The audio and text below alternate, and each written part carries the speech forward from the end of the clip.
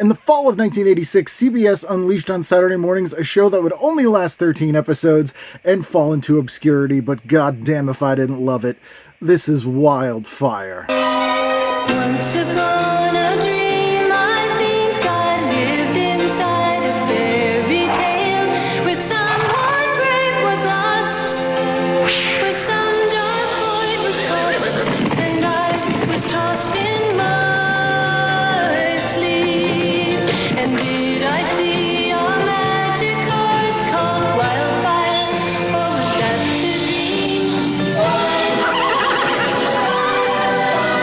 Deep within my mind, so tell me what I find, or what I might become. If I could go where the dreams come from, if I could go where the dreams come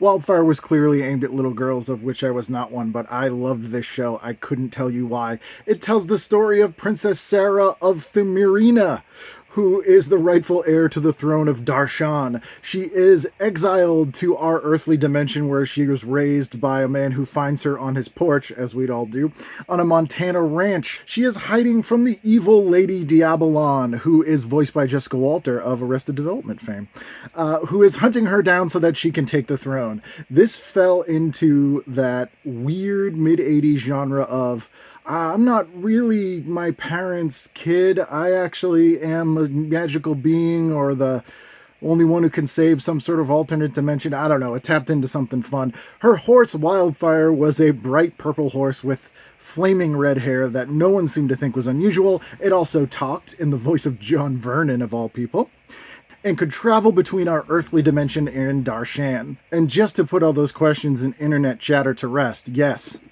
I do own the lunchbox.